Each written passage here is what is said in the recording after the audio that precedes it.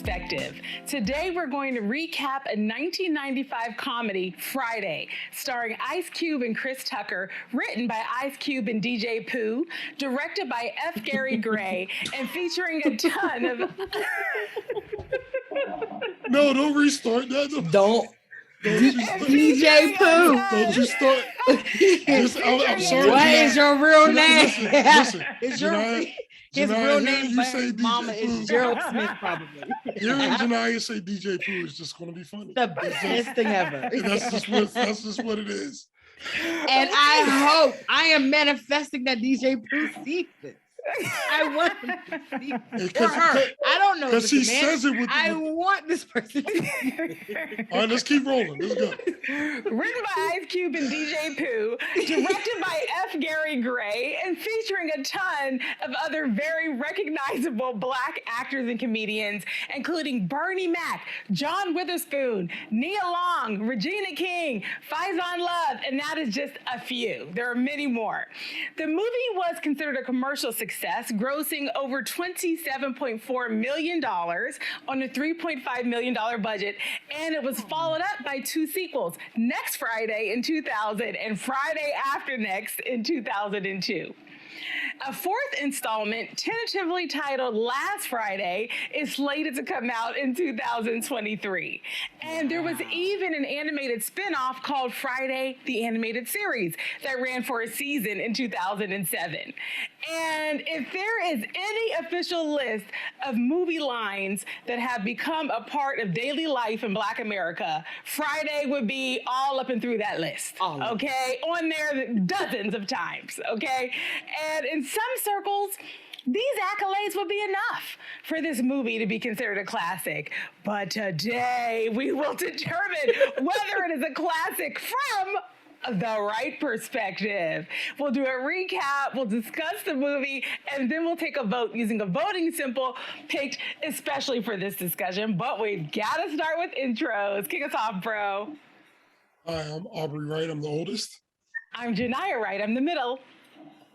I'm Brittany Wright, and I am the youngest. Y'all, I am so happy to have finally seen Friday, okay? Because I just feel we're like... done. The podcast is over. Everybody has Everybody's logging up. They're done now. This is one of those things that has had my Black card in a precarious state for a very long time. And I just feel so proud to have finally seen this movie. From this point on, you're not allowed to refer to it like that. You're only allowed to say, yeah, I was watching Friday the other day. Okay, got it. Yes, finally. You're in. Look at 2021. Wonderful. You're in. Oh my God. All you're allowed to do.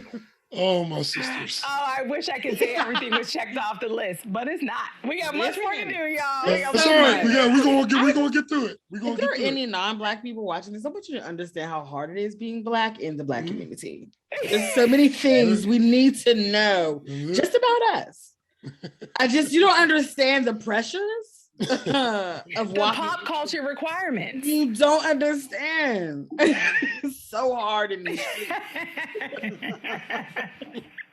Hey, y'all, I came up with two ideas for voting symbols that I would like to pitch now. Okay? One, I love. The second, I like. Okay? The one that I love is the double fist. Okay, like putting up your dukes, you know? I think that's good. And I get it. I like the double fist because so her much ideas of were this getting movie... too good. Oh, the haters are everywhere. I mean, they abound. Girl, they abound. Hither and thither. The okay? double fist. Break it down, sis. The double fist. Break it down.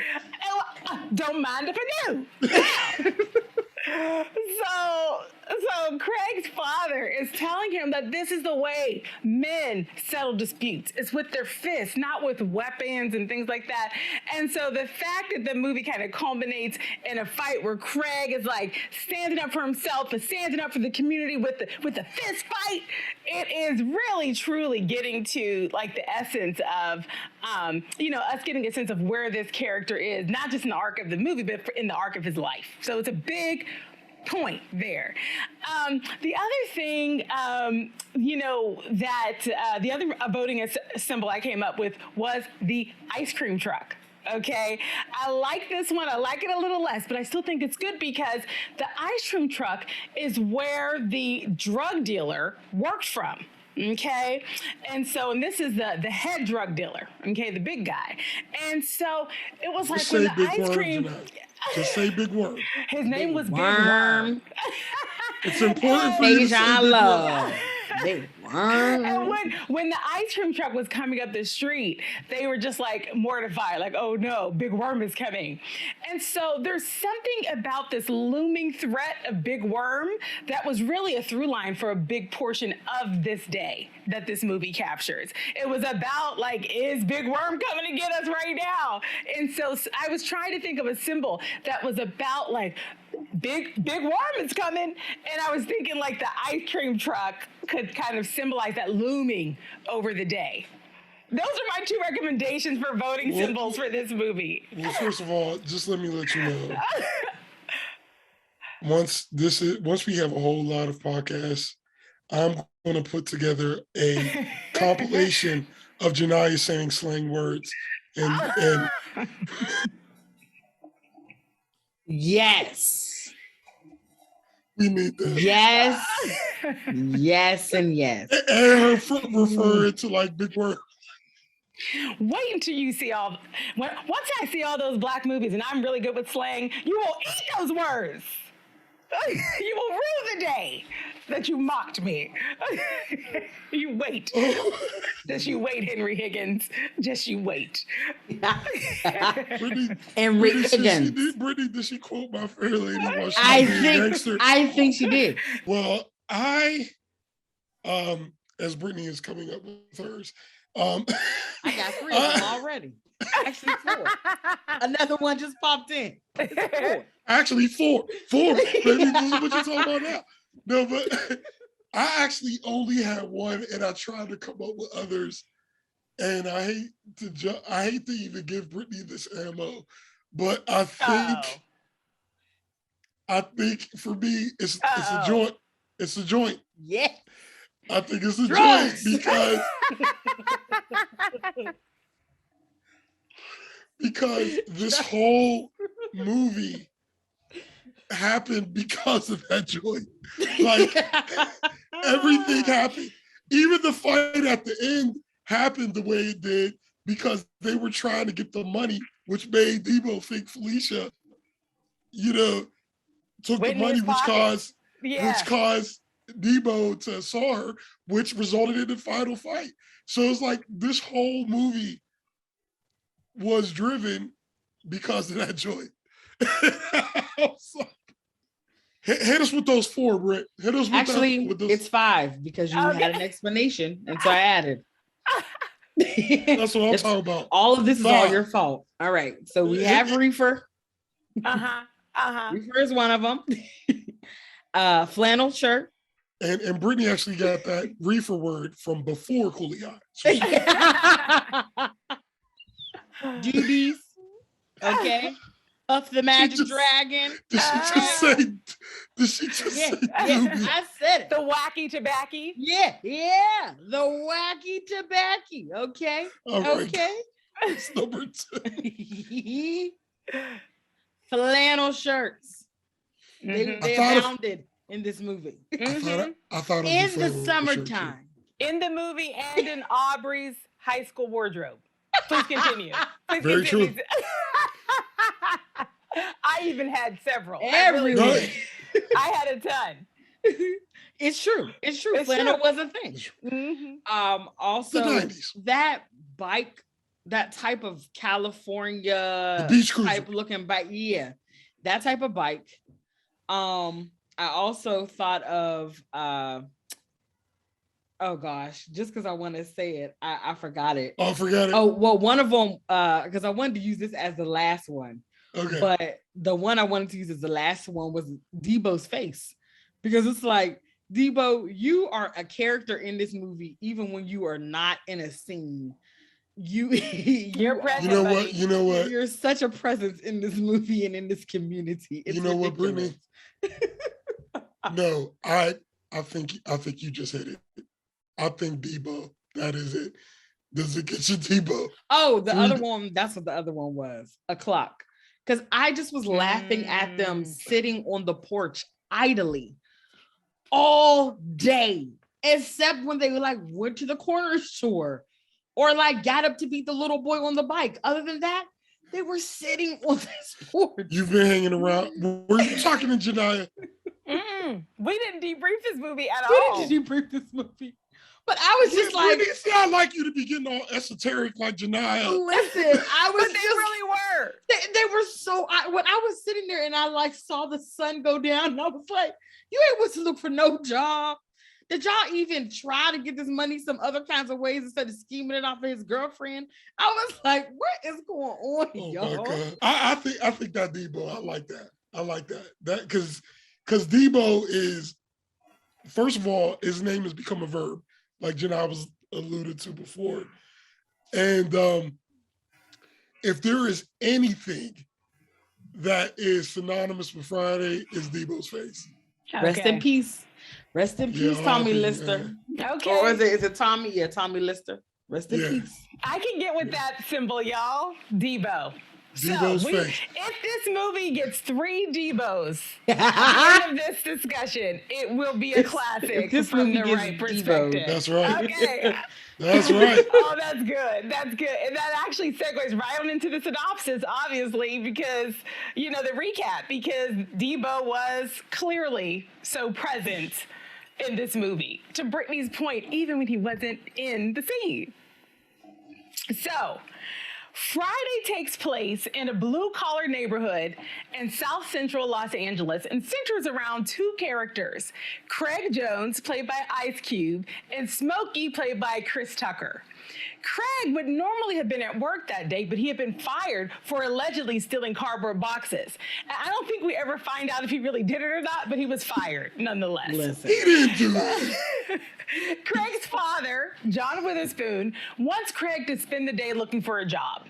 Craig's mother, played by Anna Marie Horsford, just wants him to answer the phone when the cable company calls and tell his obsessively jealous girlfriend, played by Paula J. Parker, to stop calling the house and hanging up. By the end of the day, Craig would only accomplish one of those 3 things because he ends up spending the whole day hanging around his porch in the neighborhood with his friend, a small-time weed dealer, Smokey. And for the record, Smokey is the perfect nickname for this character because he literally smokes weed the entire day. Okay? Oh, no. And you get a sense that this is always the case. And in case I didn't mention it, Craig is played by Ice Cube and Smokey is played by none other than Chris Tucker. Okay? So if you have ever seen Chris Tucker in any movie, if you have not seen him in Friday, I'm sure you just start to laugh at the thought of him just playing a person who is high all day. Okay, you got the gist. Okay, so Craig doesn't normally smoke weed, but he makes an exception that day because he lost his job and because Smokey just won't let it go. Unfortunately for Craig, today is also the day that Smokey chooses to smoke up the stash he was supposed to be selling. And now he owes the big drug dealer. Don't get high off your own supply. Don't get high off your own supply. Now he owes the big drug dealer named what? Big Worm. Played by Faizon Love, Faizon. a few $100s. You saying don't get high on your own supply is definitely in that compilation, just so you know. Listen. That future compilation. I never get high off my supply. All right, good. Faizon. Lesson learned the hard Big way. Worm. Big Worm. Yes, Big Not Worm. anymore. Now Smokey owes Big Worm a few $100s and he has to get the money together by like 10 p.m. that evening. And because Craig also smoked part of the stash, he's on the hook as well. Now, throughout the day, they're trying to find the money.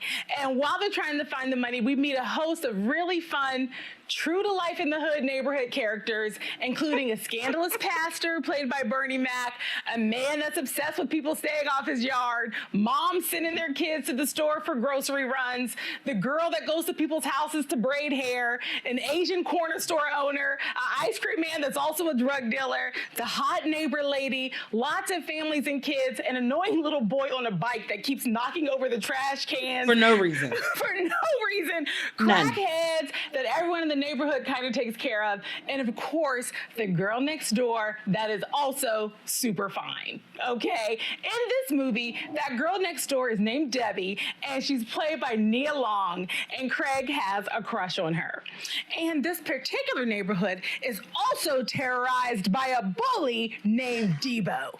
Debo is this really gigantic man that uses his size to intimidate everyone in the neighborhood. He just breaks into homes, he steals their money, their jewelry, their bikes. He really just takes whatever he wants. He Debo stuff.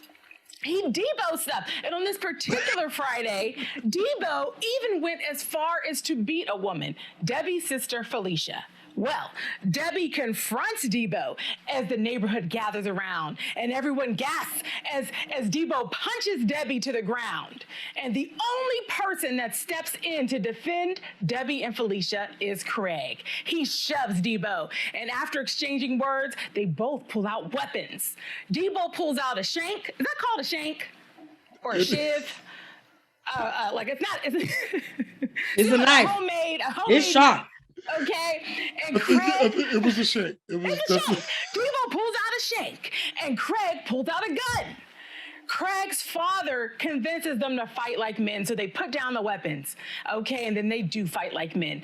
And this fight scene was done so well, y'all. As the viewer, you're feeling every blow, okay? Craig does a good job of holding his own, but there were several parts where Debo just throws him around like a rag doll, okay? And just when Debo thinks he has won, Craig staggers up and gathers his last bit of strength, and he grabs a board and a brick, and he beats Debo down and eventually knocks him out cold, and the community cheers. And while Debo was trash can. he had a stick too. Oh no. Yeah, he did. He picked up a board. Listen, the point is, he was picking up whatever was around him to take Debo down, and he knocks Debo out cold, okay? And the community cheers, and while Debo is lying there, Smokey takes some stolen money out of Debo's pocket, which he uses to pay off the debt to the drug dealer. Red, a guy from the neighborhood who's actually played by DJ Pooh, one of the film's writers, took back his stolen bike and a stolen necklace, and the crackhead took Debo's tennis shoes, and they just left him lying there in the dirt, right where he belonged, for terrorizing everybody. And Debbie, of course, thanks Craig and says she will call him tomorrow. Hint, hint, hint. Craig limps home and he gets in bed, and just before going to bed, he does manage to check one thing off his to-do list for that day. He tells his girlfriend to stop calling the house, and he breaks up with her completely. The end. I think that was my favorite recap you've ever done. It was so listen.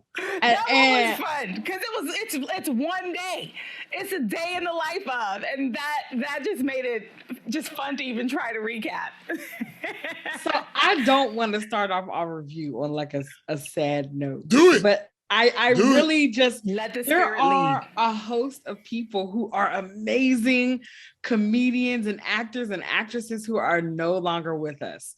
And as I was watching it, I was just like, man, okay. Call it out, so bro. Call it out. We have LaWanda Page. Because especially since we just lost someone recently. Yeah. So you have LaWanda Page, who we know her from like Sanford and Son. She's from Martin. She's the sassy older woman all the time. All the time. We have her. We have Tommy Lister, who is Debo. Mm-hmm. We also have Michael Clark Duncan. He was one of the guys that was shooting dice with Debo's character, his little friends, as they were hanging out there. You also have rest in peace to Lord Bernie Mac. Bernie Mac, an amazing comedian.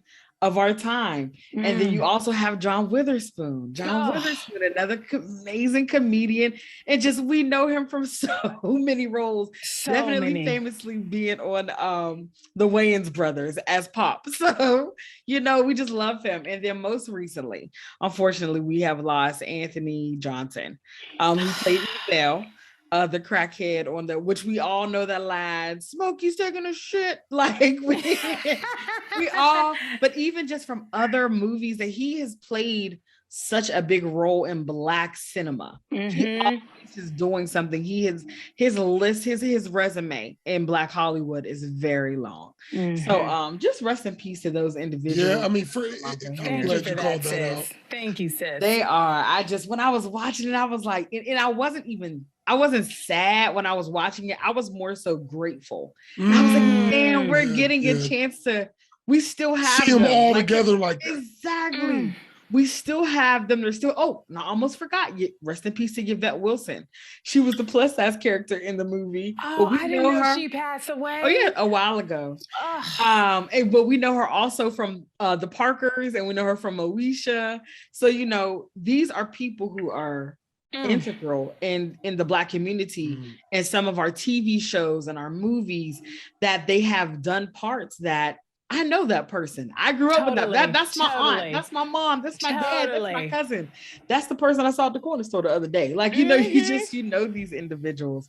So I just wanted to really name that. And I guess it's not even a sad note because I'm smiling because I'm just so thankful that we have them. It's like, a we have them. It's a celebration. Yes. Of their celebration. Yes. Yeah, because that's what I feel like you're doing. I feel like you're celebrating the ones who were involved in this little piece of history that I don't even know if they knew what was happening.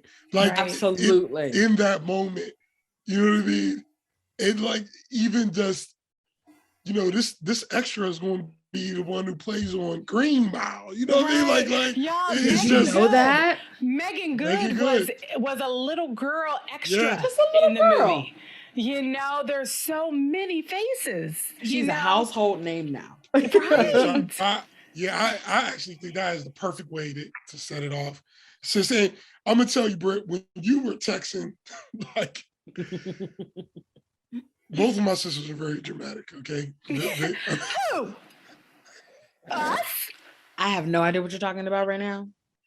Well, I have no idea what you're talking about right now. I have a folder. Can I have on a Webster's dictionary of the word dramatic? And then we can discuss it. I have a folder on my computer. It's called My Sister's Watching Game of Thrones. And it's screenshots of YouTube reacted to the scenes.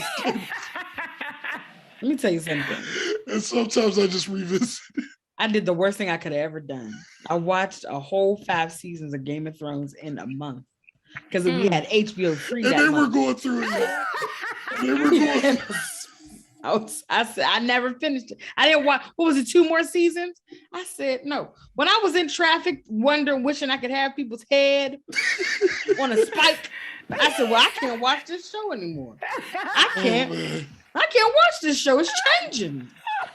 Well, I gotta tell you, watching you text me during this movie was making me wish, because like Genia Brittany's always been down with the movie, but Brittany was younger, when it was out, right? Like, and I was just like, I had to sneak to the movie to see it, but I was like just old enough, to get in there, and Genia is watching this from a completely 2021 perspective, which I think is going to be interesting in this discussion, because that's the whole point of me putting the juxtaposition versus Cooley High, which we discussed last week. But Brittany was reacting the same way we were reacting in the theater. Like, she was all the points that we thought were funny. Like if we were all lined up in the theater, she would have been saying the same stuff. So I'm just really curious to hear your thoughts. Can we start with the iconic lines, y'all? Because there's so many. I was looking them up. I want to just own that I have used these lines. I have That's never the seen thing. this movie. That's the thing. I didn't even know who Craig was. I have said on many occasions, you ain't got to lie, Craig. You ain't got to lie, Craig. Sometimes I didn't know what I was referencing. Okay, and y'all, okay. That actress, what is her name? What is her real name? Paula J. Parker. Listen, that is a staple actress in the Black community. Like, we can list her movies. Like, she is totally. Her television shows, her characters are always so freaking awesome. Like, they stick with you. Totally. You ain't got to lie. And she nailed it. Oh, she nailed it. She nailed it. And y'all, this was the third screenplay that Ice Cube had ever written. The first two didn't get made. This was his first, so you have to remember, like, Ice Cube and DJ Pooh, they weren't experienced writers, and they came up with these lines that have just stayed with our community and will stand the test of time. Another one, y'all, that I didn't even know. Okay, I'm going to tell you, I was attributing this to the wrong person. So there's that actress, Tyree Elaine. She's a comedian, a stand-up. On social media, she has these women over 30 be like, women over 40 be like. And whenever she does her women over 40 be like videos, she has the character on the phone laughing, talking about, yes, I did. And I had no idea it came from this movie. I thought that was her. That is how much, like, I didn't even know. Y'all, my neck, my back, my neck and my back. I have used that. Y'all, how many times has that been referenced and stuff? Listen, let me tell you something. Songs even. I've not heard anybody say the last part of what he said, though. And I was like, maybe someone said it. But when he said, how about $1 and some envelopes? I said, who wrote that? I was like, I better have to be an ad. I was like, what? Oh, God. He was like, it ain't even wet over here. Yo, and Cindy Sin Sin, I know I have used Cindy Sin Sin. You used to, yo, I didn't even know where that came from. I'm gonna just tell you. I'm gonna tell you when that whole little interaction between them, we call it sin and sin.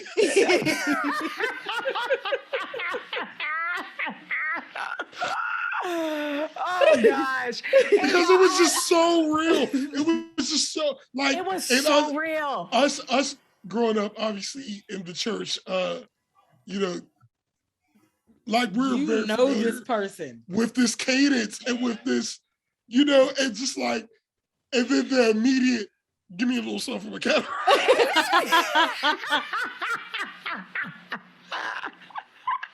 Yeah, but that's another. And then proceed to walk your tail across the street. Across the street. And go lay upon somebody else's wife. Shame on you. That character, the guy that's the little person, I do not know his name, but he is another person who is in Black movies. Everything. Everything. I love these people. And y'all, another line that I have used you know what? His name is Tony Cox. Okay, the guy who played Mr. Parker. Yes.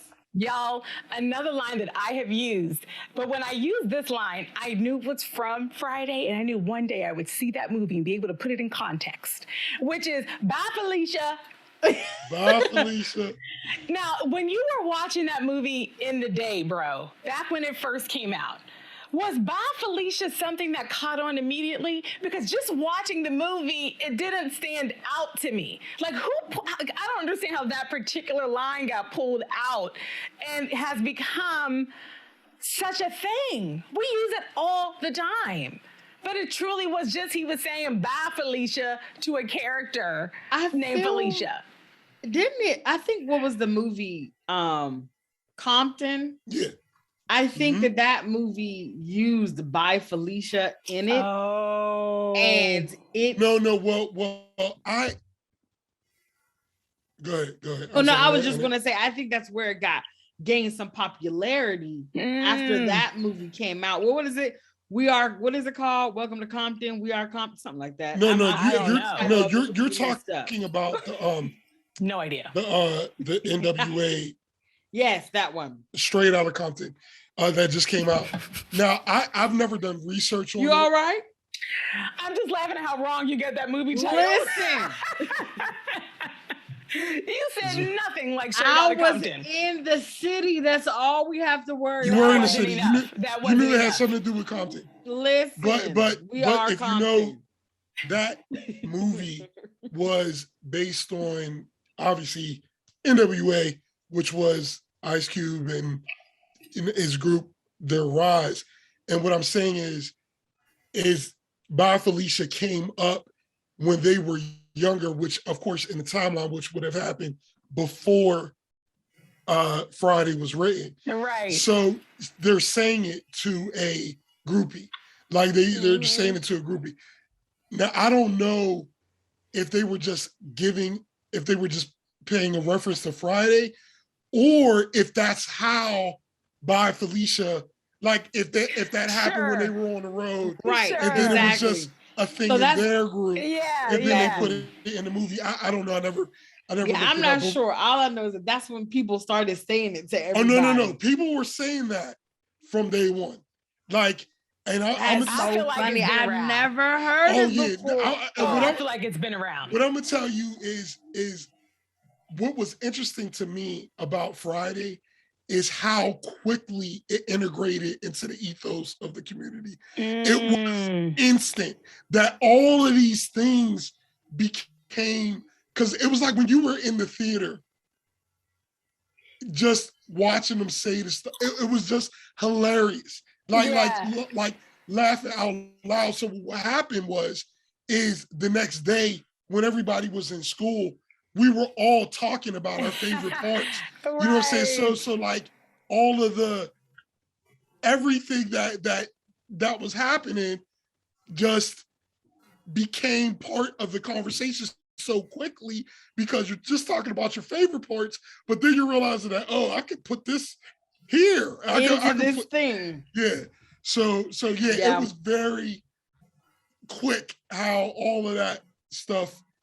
And bro, you saying that actually is just additional evidence that that Ice Cube and DJ Pooh accomplished their goal, because part of what they were hoping to accomplish with this movie was to show, everything that happened in Boys in the Hood and those other movies, that's real, but we also had fun in the hood. Absolutely. That's what they were trying to show. It's like a fun day, and so they accomplished the goal of people just having a good time in the movie, bro. Because that's what I hear you saying, is that it was so much fun to watch that people just were so excited to talk about it. And you don't always just have this dichotomy of like, okay, you have this non-present father versus this like super deep stand underneath the billboard father. I still take issue with that scene. Stand underneath the billboard father, having that. You have this dad that's a dad. He's unconventional. He comes stand in the bathroom while I'm on the toilet. That's still teaching and raising his children to be the best that they are supposed to be in their lives and in their community. And showing what being a man is. No, you're fighting for yourself, but you're also standing up and fighting for your community against this tyrant, which Debo was. He was a tyrant. I just want to jump on the back of what you're saying, because I love how Craig's father, how he handled this situation, because you could tell he was an adulthood dude too. So like he wasn't unfamiliar with these circumstances.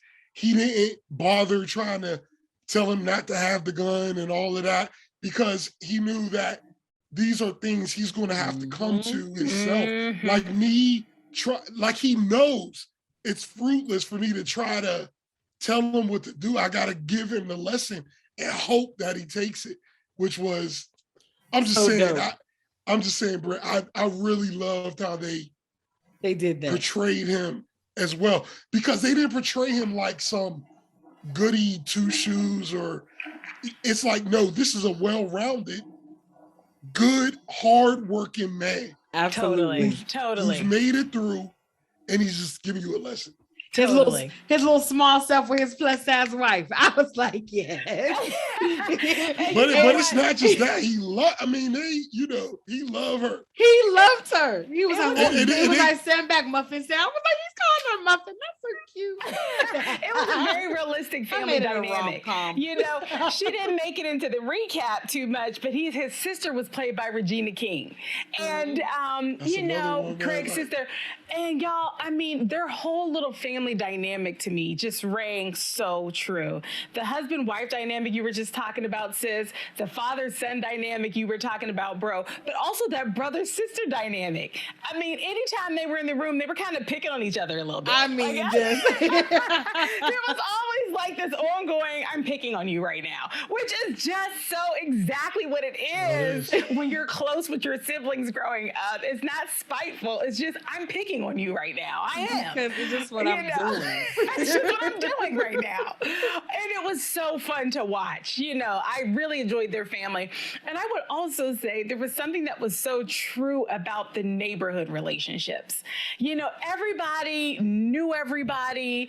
And I started thinking about the way that we had people who were unhoused in our community growing up and in our various communities, and how we took care of them. You know what I mean? It's like there were people who were that we all just kind of as a community collectively took care of. There's no, and I think it's an understanding that sometimes some people just fall down on their luck and they can't get back out. But it doesn't mean that you discount them. Right. It doesn't mean that, that you're like, okay, that's just them. I'm not going to have anything to do with that. No, you just have a pair of clothes because they may not come to church, quite clean. You have some clothes ready for them. You have the food at the end of service because some people, that's their only meal. So you're having plates at church. Like these different things of how we had people come together and take care of their community in the way that they can. Doing what they can. I think it's so beautiful. It's real. Because it was like, Ezel, stop by my house. I pay you to wash my car. It's like, he's probably going to do a terrible job. Ezel doesn't have a bucket. He has no soap. What car washing is he about to do? What tools will he Unlike you, Brett, I think Ezel would have washed that car real good. I think he would have. Let me tell y'all something. Resourceful. Exactly. He would have watched that. You want to learn how to be a business person, watch a crackhead. Let me tell you something. I was at the gas station in Atlanta one time, sitting there waiting for my friend to come out. And I saw a crackhead walking through the gas station with a chandelier. And I was just like, where did you get the chandelier from? What construction crew are you on that they didn't have a vehicle to transport this chandelier? Who's your target customer? What is it? Who's walking down the street like, I sure hope someone happens by with a chandelier today. Exactly. But it's just like knowing these characters are real people in real life. Like, I mean, it's happening right now. Everything about it. Everything about it. Because even when because that's the thing. Like, Bob Felicia, for example, might felt small, but in the theater, it was just like it hit home. Just like a lot of other subtle things, like when Craig's mom saw Miss Parker and she was like, "Hey, girl." And we all like, "Hey, girl." And we all know that. So real. Because the funny thing about it is, as much as, because what's interesting about that, as much as that is real animosity, right? Because she really felt the way. Yes, but let somebody from outside the neighborhood try to mess with Miss Parker. Then you understand? And then she can dress how she wants to dress. She can do what she wants to do. That's what I'm saying. It's like the character from In Living Color. Don't nobody talk about Miss Benita. Okay? Don't talk about me some Miss Benita. Feet smell like corn chips. Exactly right. Don't mess with Miss Bonita. So Okay, true. it's true. It's true. And you know what? Oh, go ahead. sis. I was just thinking about how something that they did, and I don't know if they did this on purpose, but they had which we know colorism is a big thing in our community for various reasons we won't get into. That's another episode. Or every episode. Or every episode. Every time. Go look at them. So the fact that they had someone that was the lighter skin with the looser curl pattern be the crackhead. Listen, that is in the 90s. Where every main character, late 80s, 90s was I appreciated that women that they had the love, which NIa Long was a love interest in a bazillion things, but still the fact that in this movie you have this model-esque. She is dope in real life. She's gorgeous. And she was even. I text my brother and sister. I said, "Listen, if crack makes your skin that clear, I need to smoke some crack." I was like, this is a beautiful crackhead. I was like, but she, even in that, like watching them have that dynamic to show you that these people who are beauty queens in the neighborhood, they don't always end up being in some stellar situation based off of looks. No, this is now a person who is an addict and they're being beat up by the local tyrant. Like this is her life. And so them showing that dynamic, I don't know if they did that on purpose. I don't know if she herself wanted to make sure that she showed that side. Like, I don't know what that was, but for them to do that, part of me feels like it was strategic. And I appreciated it because even if it wasn't, it was still like so pivotal. Yeah. And you know, because the funny thing is either way, even if it wasn't on purpose, that would be it could be even another layer of, you know, we didn't even worry about that.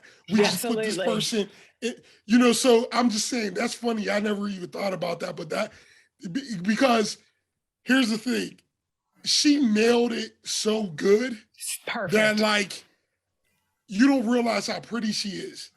And I didn't even realize until much later on, until like, somebody posted a picture. I'm like, dang, it was like much, much later. And then you look back and you're like, oh yeah, she is pretty. But she's just doing such a good job. So I wonder if they were just like, no, she played the best crackhead. Right. like, it makes me think of Bubba, how good they did with Bubba. When you saw Bubba as a real person from Forrest Gump, you were like, I'm sorry, this is not the same black man. Like, yeah, now talk about some shrimp. Tell me about that gumbo boo. What is it? Yeah, listen, I like all them kinds of shrimp that you named. Go down that list. Yeah. Okay. It's so true. And y'all, it made me think about our childhood growing up. We definitely knew our neighbors. We knew our neighbors. And it wasn't just immediate neighbors next door. I mean, it was like the neighborhood. We knew everybody. And I mean, part of it is like, we went to school with everybody who was from the neighborhood. We hung out with everybody who was our social life was hanging out at the park with the people in the neighborhood. You know, but I couldn't help. I'm not going to say. I couldn't help but think about my life right now. I do not know the name of any of my neighbors. Now, don't get me wrong. Don't nobody mess with her, because if I ever saw anybody messing with my neighbors on the street, I will come for them, because we be getting each other's packages from the lobby, because we have a relationship like that. So it's not that, I mean, we know each other in the sense that we're looking out for each other in that way. But and if we see each other at the grocery store, it's a hello. But it's not the kind of community that we had growing up. What kind of neighborhood relationships are y'all experiencing? But somebody was talking about how like everybody was taking more of a kind of a whole person, realizing that there are certain parts of you that might not be the best, but you can still be a good person. Like I'm not gonna mention the names, and I don't know if you're old enough to remember, Brittany, but we lived in an apartment building with crackheads right next to us, and who live right next to us. And the thing about it is, this particular crackhead is the one who taught me how to ride my bike. He saw me riding my bike, and I'm 8. He saw me riding my bike with training wheels. And I wasn't a smaller kid. I was one of the, tall. I was taller. It was just like, you too big to be out here having training wheels with on. some training wheels, basically. Like, and I was like, but I don't know. And I remember he didn't even ask me. He just went back to the house. He came back with a wrench, and he just took that's community. And the thing was, and y'all, we kind of lived on a little bit of a hill, so this is a little dangerous. Well, no, we were across the street at the park. We were across the street at the park. That's flatter ground.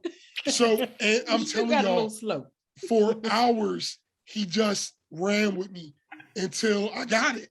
Wow. And and I know I told that whole long story, but the point I'm just answering your question that there were fixtures in our life that didn't have to be perfect. You didn't have to be totally. It was just like, yeah, this person does X, Y, and Z, but they will install that electricity in your house and it'll be perfect. Or they'll do this or this, but they're also a great plumber, or they can fix your car, or whatever it was. Mm-hmm. And we would more focus on people's strengths. Totally. But I think that now, that's exactly what it was. We just are much more judgmental now. We're much more judgmental.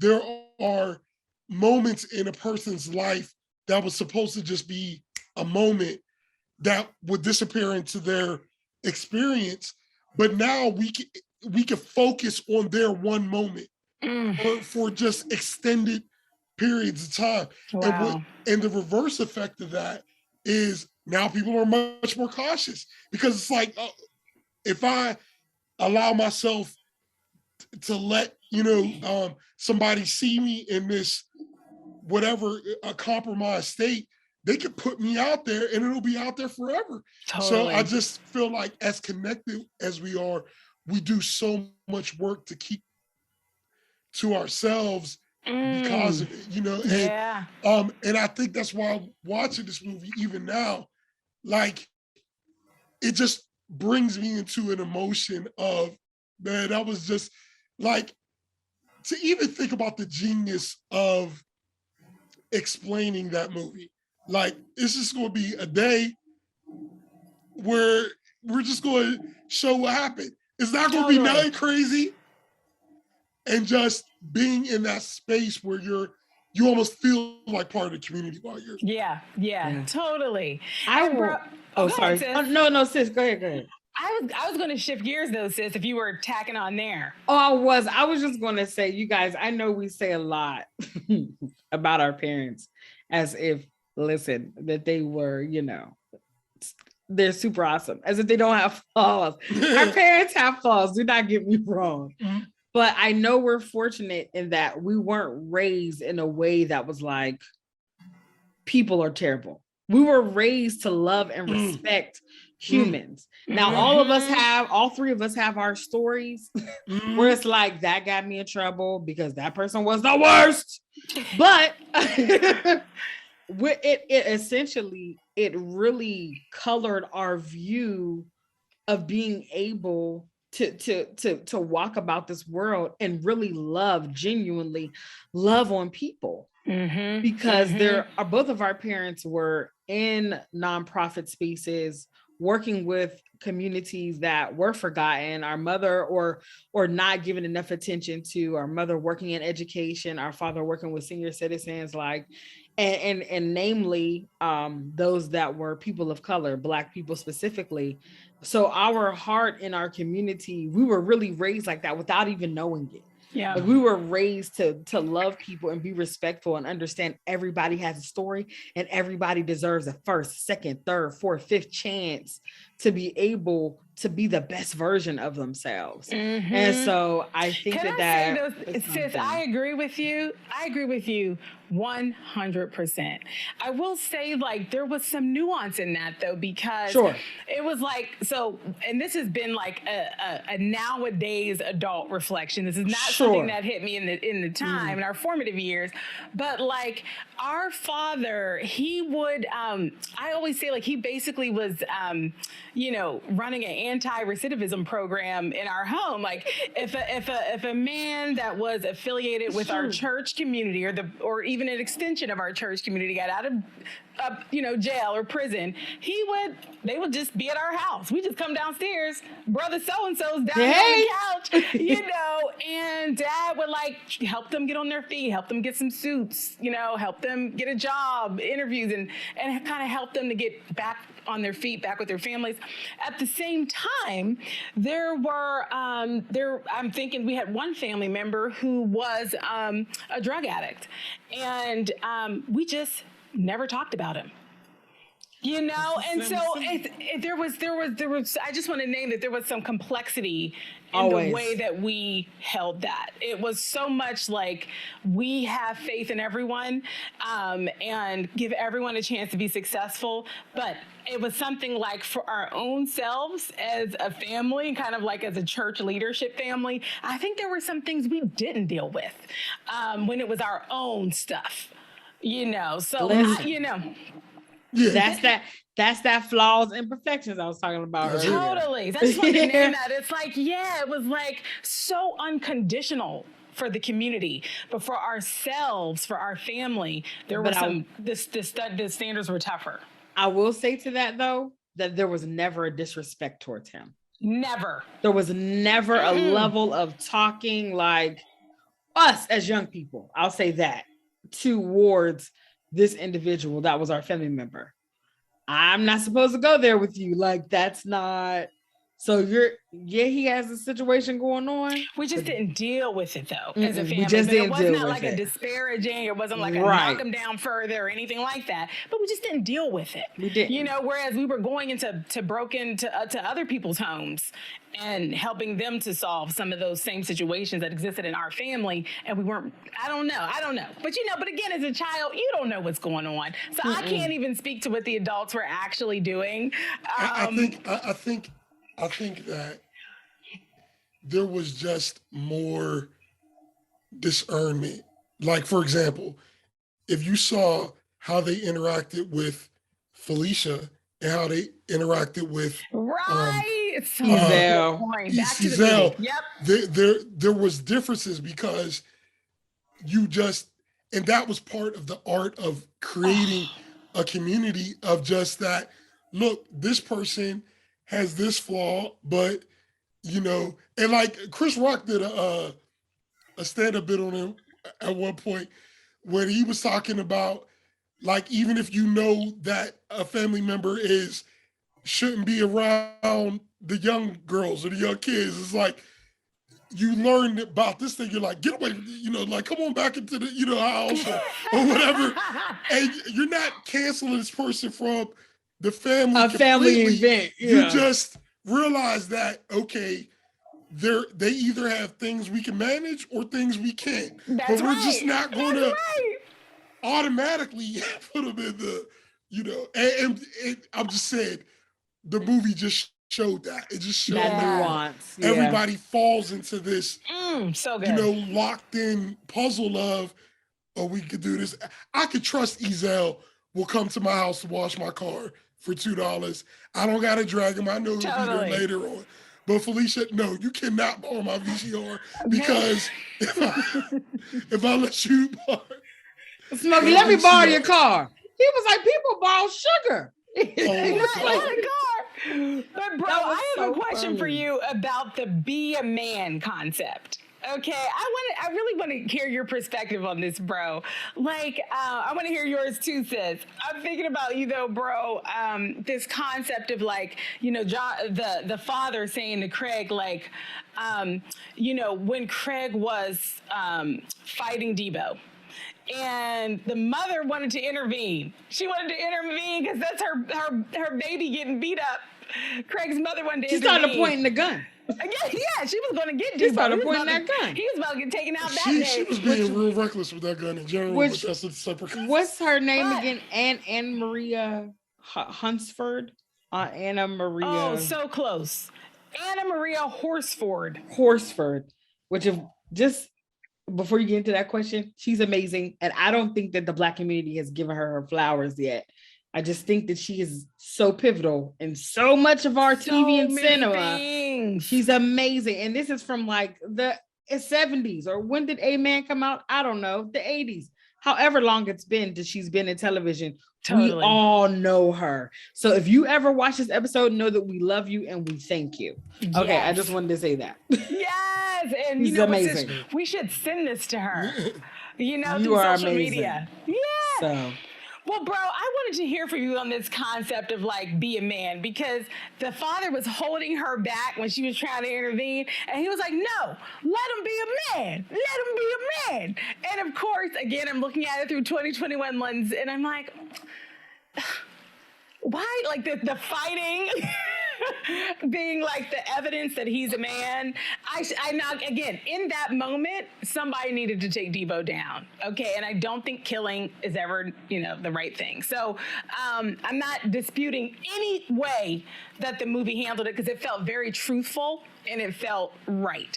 But bro, I just want to hear like your thoughts. And again, I'm thinking about our father raising you, like this whole be a man thing. How was that qualified for you growing up? And did that part of the movie resonate for you as like a moment of like asserting manhood? How did that land for you, and did it resonate for you in terms of your formative years? Well, I mean, obviously, it's crazy because we just talk about this, and you always like, am I going to say the wrong thing or whatever? But because it's so tricky, But it's. But I'm gonna just say, like, for me, it was just a perfect depiction of. Like, I'll give you an example. When I was a little boy, I used to go with my Uncle J all the time, and we. My Uncle Jason, my friend Justin, we would go out, ride our bikes, and go to different parks. He would take us to the science center and just all over the city. We would hang out with him. And one time we were at a park, and this kid took my ball, and I had never, like, mostly I grew up around nice kids and stuff like that, especially up to that point. So it was just weird, like, and I went to Uncle, I ran to Uncle Jason, like, that boy took my ball, and I'd be so confused. Yeah, like, and he looked at me. He looked at me. He Right. was like, and I'll never forget. He was like, "Go get it," and it was like, "Yeah, I need to go get my ball." You know what I'm saying? And I'm just saying that all of these, it makes me want to cry. All these little, it's a man's story. I want to cry. And I'm just saying, as I experience life in the world, I can only speak from my experience, but I've had to go up against some battles. You understand? Like in life, I had to go up against some battles, and there were battles that were directed at me because I'm a man, and because in some cases specifically because I'm a Black man in this in this country, in this system. And what I'm saying is for me, Black men can't afford to be weak, just in general. Like we have to prepare ourselves and prepare our sons to do battle just in life. And so in that scene where you're talking about, Craig is, if you look at it, he's knocked out, but you got to understand that's his dad, and the dad knows. You see, when dad knew. So like there were times, like if I fell down, or if I scraped myself, or if I hurt myself, or if something happened, that dad would just in our nonverbal communication, just like, all right, don't start whining right now. Like this is not you know what I'm saying? This is not a you whining situation, right? Like, but there was also times where I used to get strep throat a lot, you know what I'm saying? When I was a little boy. And I remember there was times I woke up with strep throat because I was in so much pain. And then Dad would wake up with me, take me downstairs, open up the soup, pour the soup in, make it hot, have me take the soup until I felt better. And then he put me, so it's not about not, loving on your son. It's just knowing he's not at his breaking point yet. And I'm just saying that's a thing that a father can see, in my experience, that a father can see, that a mom can't see. And the other piece of it is that there are times where the mom would have stepped in too soon. Because you imagine me being bloodied up after I fell off my bike or fell off something, y'all can imagine how mom would be. But it's like, if you fell off your bike now, how mom would be. It's a sermon. It's a sermon. We're praying. And that part of it's important because after I got the hard side from dad, mom was there, but she didn't get in the way. You understand? She didn't get in the way of it because he knew, oh, this is the time for him to be. If Craig's dad would have knew he was out, he would have known. But he just felt it. It wasn't something he could describe. It was just like he still got gas in the tank. Yeah, get up, Craig. And so I'm just saying, for me, like, I know that people don't, but for me, it's been important that I have these lessons in my life, because now when I faced adversity, I was able to go get your ball back. Where I know that's right. I was able to get my ball back. And that is at the same time that I see, unfortunately, a lot of men who didn't have their dads around. I saw them fold in situations that I just wouldn't have folded in. Sure. And I just attribute all of that to that. Well, I have to ask the other half of the question. Thank you for sharing that, bro. I know, like, this is like a tricky topic, because when it comes down to parenting and gender roles and all of that, it is such an individualized experience. So thank you for sharing that, bro.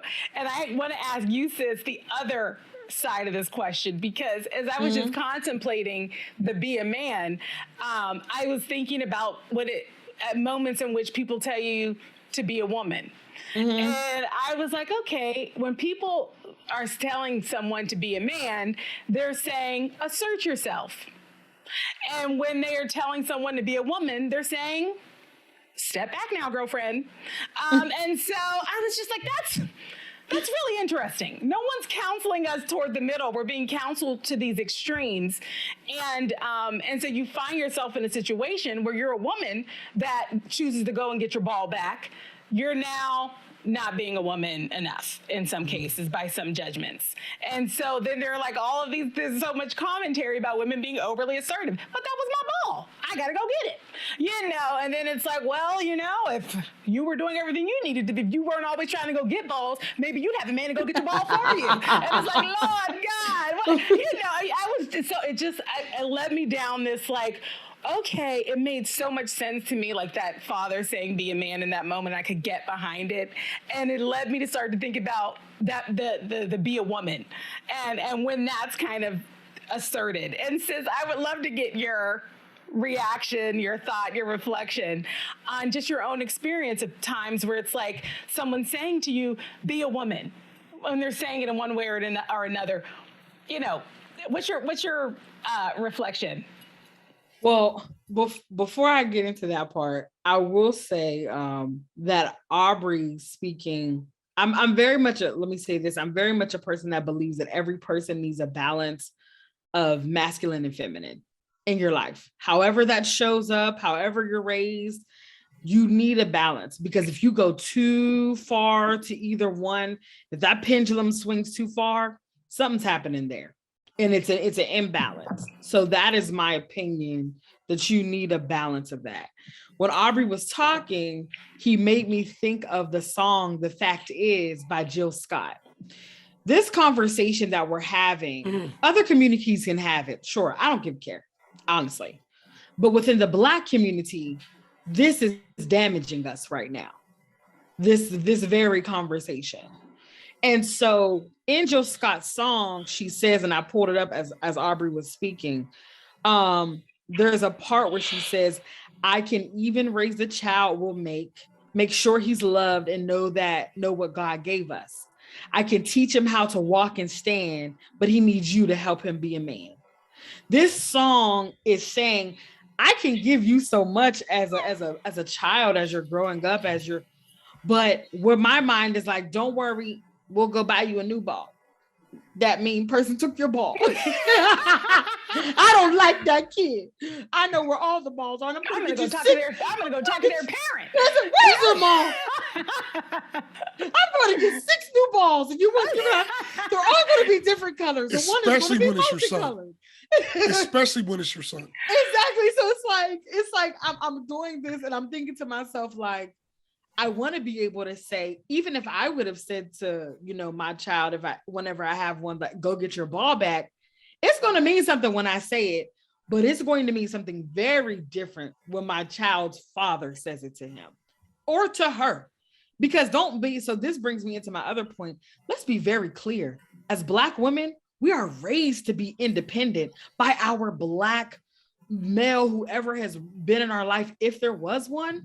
So our father raised me to be independent because I'm not out here looking crazy right now. I'm not married. I don't have any suitors, right? I'm out here and I have to do the things that an adult does. But for me, when it has been, I've never been quite told to be more woman because I am stereotypically more feminine. I haven't necessarily had that experience. However, I have been told to stop being, and not in these words, but basically to stop being a Black woman. Also, you're too loud. You're too forward.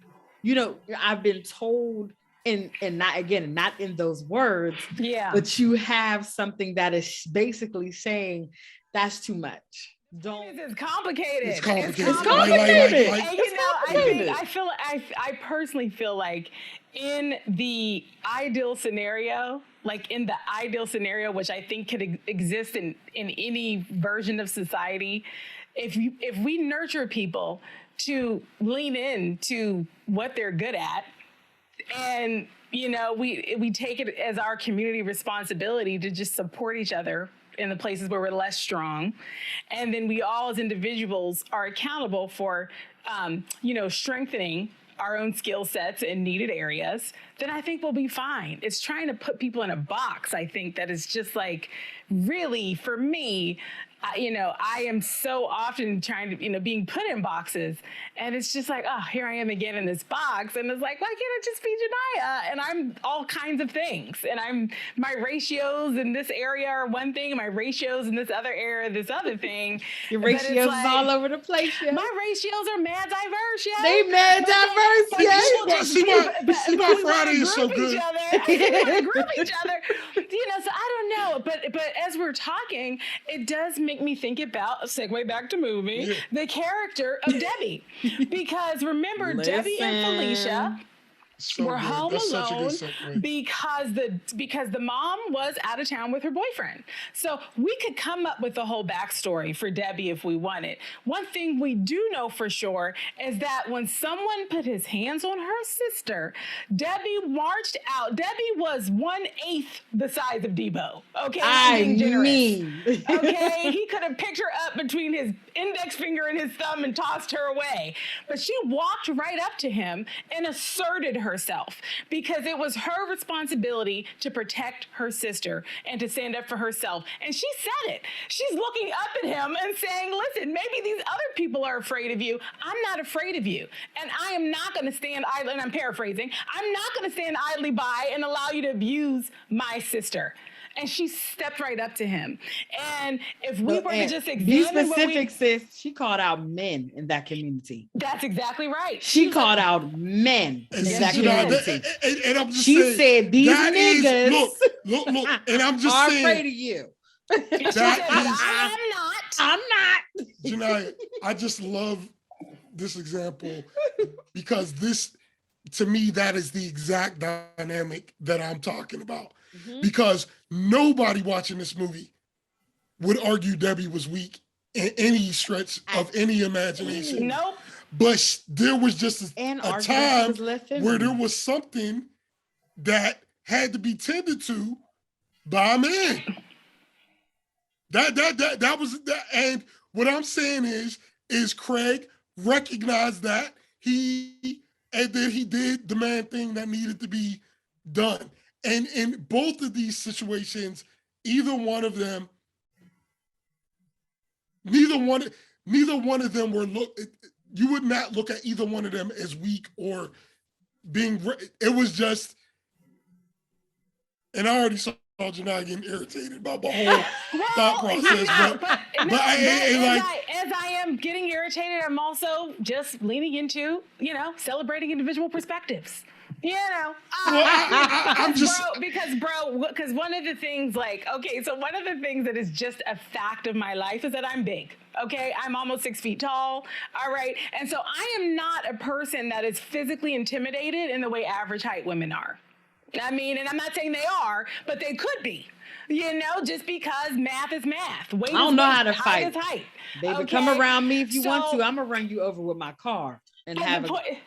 So, bro, my little physical reaction was to, a man had to take care of it. When I almost just felt it was more about, Debo hit Debbie and she was done. She was down on the ground. So really what we needed was someone who was of equal, someone who could at least try to give Debo a run for his money.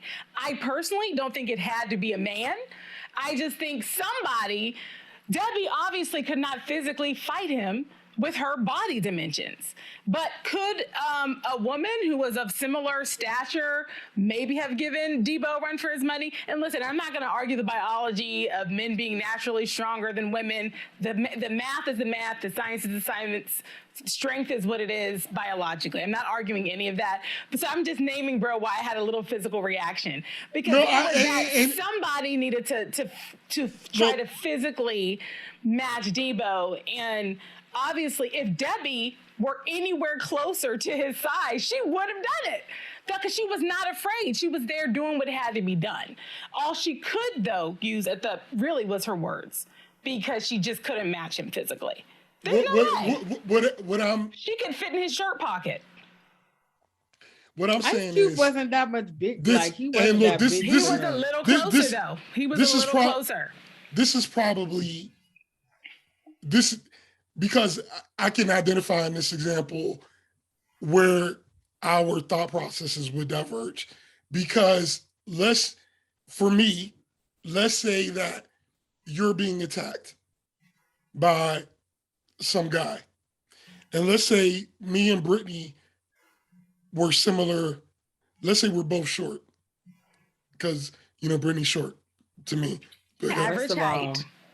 First of all, 5'4" 5'4" 3/4 are what's popping. But you're not going to do me on this. But let's say we're in a situation, it was the three of us, and let's say all three of us are the similar stature. We all have similar height. Okay. What I'm saying is, and we're in a situation where you're being attacked. Genia is being attacked.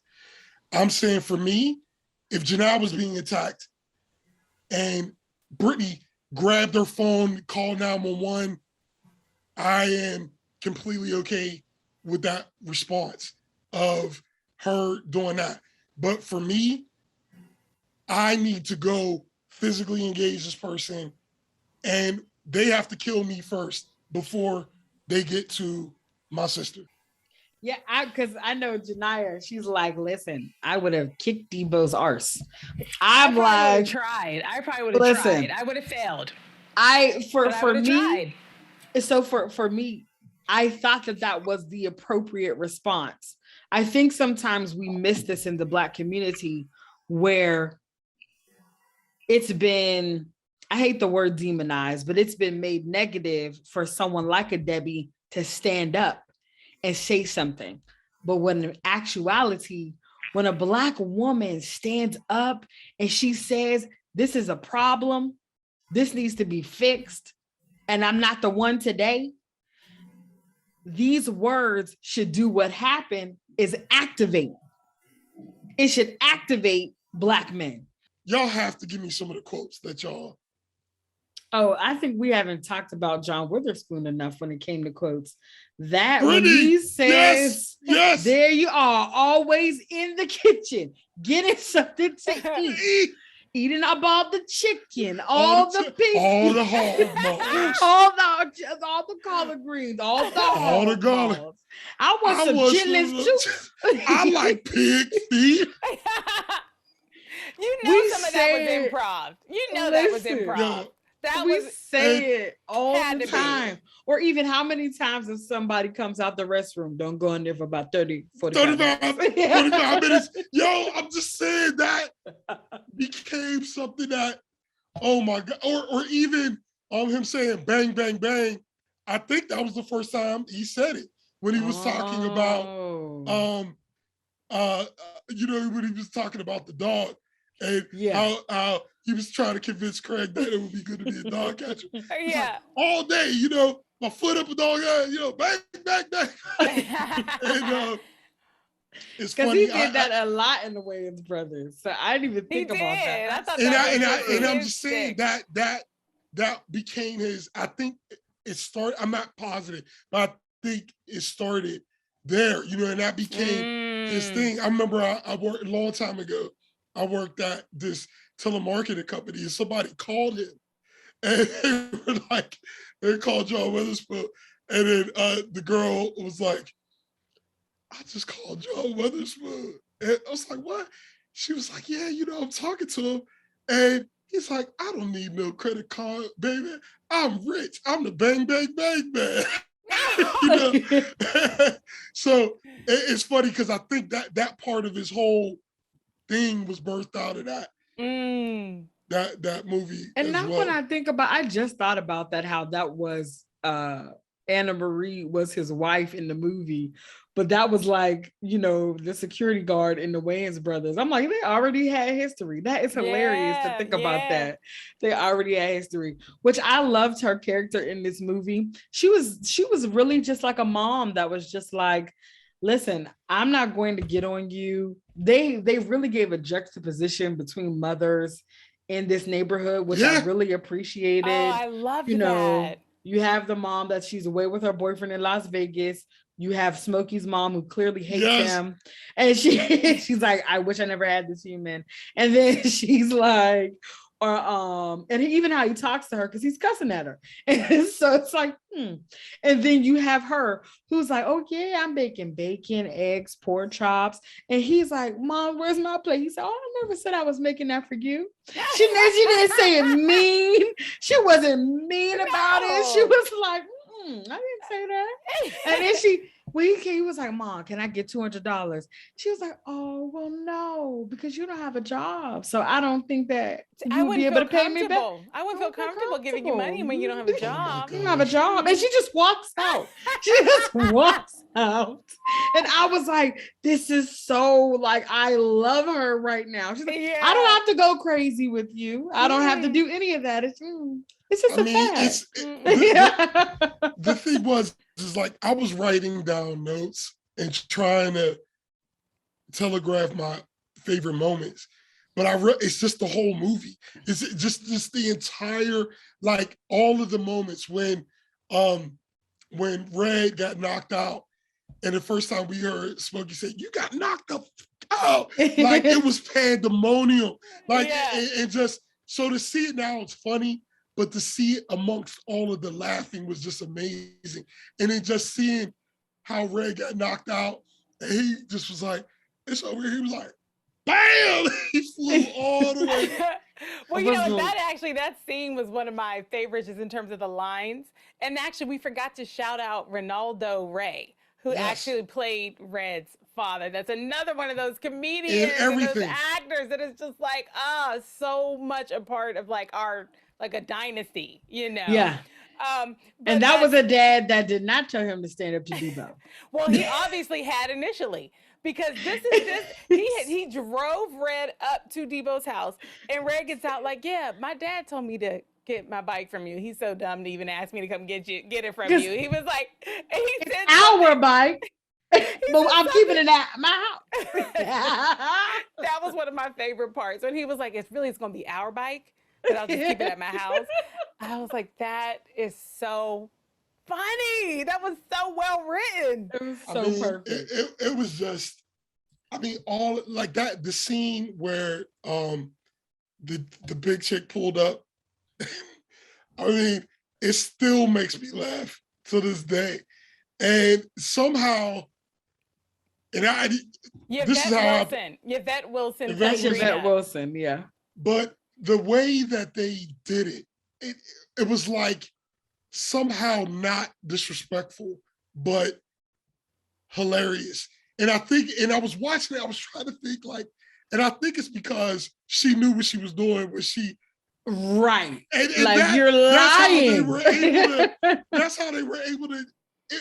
That writing is so delicate because you can't. But it's like you knew you weren't looking like no Janet Jackson, and you pulled up with the braids attached to the hat, and then took the hat off. And when Nia Long called her big boned, was that the first time that somebody in a movie called a plus size person big boned? No. Oh, okay. Pretty sure not. Okay, because that's another thing that's perfect. Like that's everybody says that. But people might have been saying it from that movie though. Like she's just big bone, right? That was like something that was always said in our community. You know what I mean? Like big bone. But I even love how Chris Tucker didn't go too far in the scene. It was like his subtlety. He was like, my mom don't like a whole bunch of people. So rude. It's so rude. He was like, don't ever come back here. He was like, I know you hungry. She was like, I just ate twice before I came. She was like, no, because I ate twice. I was like, this is so terrible. That's another saying that came out. Ever. People say that. People say that all the time. And I just wonder if they know where it came from. You know what I'm saying? Or if they think it's just a thing that people say like, never, ever. Yeah. Come by. And Ice Cube and DJ Pooh said like this movie was like semi-autobiographical. Like they pulled from their own experiences. Yeah, and you can tell. And I just wonder if any of those lines are from like their lives. Like, is this like something my uncle used to say or something? That would be because it was all so real. It was all so real. Just how they sat down and were telling the stories, and then it like flashback. Yeah, because that's how you talk. And then as soon as your man has a connection with, a woman, a chick, you're like, oh, she got a friend. You know what I'm saying? Or like everybody's always trying to hook somebody up with somebody. Yeah. You know what I mean? Like all of that was just. On the telephone. I also appreciated how they showed the dynamic between Black and Latin communities. Just that camaraderie when we're not. Yeah, that we're not, we still operate separately, but there's levels of respect with this. Right. Yeah. I really like how they showed that. And I also appreciated how nobody was over sexualized, but these women were still sexy. Mm-hmm. Brittany, that's heavy right there. Like Miss Parker, like the one that was Miss Parker. We all knew a mud pile. He was mottering the mud. You got no grass, yo. You don't got no grass. Everybody else has grass. She had planted the seeds, y'all, and she was watering. No, they don't. Need can we talk about? What's his name? The Mr. Parker. What's his name again? You said it earlier. In the yeah. Anyway, Cox. Something. Tony Cox. Tony Russell Cox. Let me tell you, when Tony Cox came out chasing Bernie Mac, I mean, like, Who thought of this? That had me in physical pain, okay? Laughing so hard. Like when you were in the, and you just, because it was so unexpected. Totally. Because when he's running out, think about this world. We got Debo, we got all these gangster killer dudes around. So just the way they're talking, and they never mentioned anything about him being small. Nothing. Even after they see him, even after, nobody ever talks about it. It's just no. And you know what? And I appreciate that because, you know, I think about whenever I'm, you know, you have these comedies that are clearly you're being silly. Your movie is silly. We all know you're being silly. We love it. Sometimes they cross the line. Like, I think, like, I have seen every Adam Sandler movie. I ain't gonna lie, you know, partly because I'm on TV all the time. Right. But there are times where, like, like those Happy Madison movies, they will go too far into silly, where it's like everybody's throwing up or something. You know what I mean? Or it'll just be like, now there's a big duck over here. Like, I don't know. Like, they'll just cross the line from being silly to just being like, this is ridiculous. Taking us out of the realm of what might actually happen. And I thought this movie did a really good job of like having those moments that were silly. A pastor running out of a house in his underwear, having it be silly, but also be believable. It was just, there was something in it that was silly, but it never rang untrue. You know, it was good. Good at that line. And it was just like, how, you know, he's running so scared, but he's bigger than the guy. But it's like, they just don't even address it. It's just just hilarious. And and when we talk about the realness of it and how the community was, we all saw them having their little problems and interactions with each other throughout the day. But at the end, when they heard the gunfire, everybody came out to figure out what's going on. That's right. Even when Craig's sister asked Debo, have you seen Craig? Debo didn't, he was like, earlier. You know what I mean? Like, even they're part of the community.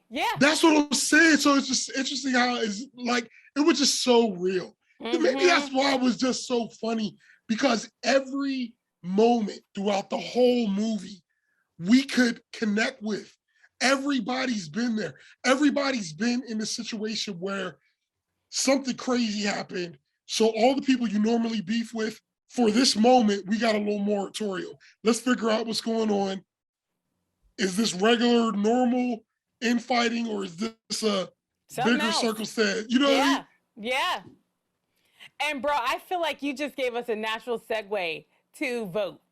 Right. You know, bro, did you get all your quotes out? Because I know you want to get through certain quotes. I think I got all my quotes. There's just so many. Let me make sure, because I have text a lot of them. Yeah. Let me look at Brittany's text. Listen, when he like brushed when he was high and Debbie came over and he brushed his shirt, he was like, "That still look high." I was like, "You brushed your shirt." Brittany, can I tell you? That still look high. Let me just explain that scene. All I'll say is that scene was written by somebody who smokes weed. That scene was written by somebody who went through those initial, experiment phases, because it was just, he was just trying to get himself together. I still know that. I was like, what? And I also, it was so small, but I know this is not her real name, and I hate it so much because she is a pivotal person in the Black community. But Levita Alizé Jenkins, I know this is not her name. Since you gotta find her, because her and I believe her husband and another partner that she has, right. You know what I'm talking about? Like they are from the Steve Harvey show. Yes. Yeah. There are they have an actual production company. They make Black movies. And so Terry J. Vaughn. Thank you. Terry J. Vaughn. I love her. Like, so she walked. When she walked in there, it was such a small scene, but it was so important. When she's just walking up, like, where is Regina's character? Because I can't think of her name right now. And she's like, they're like, oh, just knock on the door. She's in the house. And Smokey is trying to get with her. And she's like, no, like, it is such the quintessential Black girl like attitude. Like, what do you want? Like, don't touch me. And he tries it twice. But it's like, you think that she wants to get you as she knows you're sitting on this porch high and idle. She does not want to. Please do not touch her. And Regina King's character was Dana. The little sister was Dana. She's coming to braid Dana's hair. And I just love that small interaction because those interactions happen all the time. But what I also like was, even though she gave him attitude the first time, it didn't stop him from trying to touch her a second time. It was just like, I'm going to try again. The reason why I wanted to watch this one was because of we did Cooley High last episode. And what I was saying is, I feel like the people who were watching Cooley High in the theater, I feel like they might have been having the same experience that I had in Friday. And so that's why I wanted to. So obviously for me, this movie is a huge classic. It'll get my Debo, especially since Debo has actually become a verb that people use that some don't even know. Like when you say I Deboed that off you, it means I took it off you. And everybody knows that.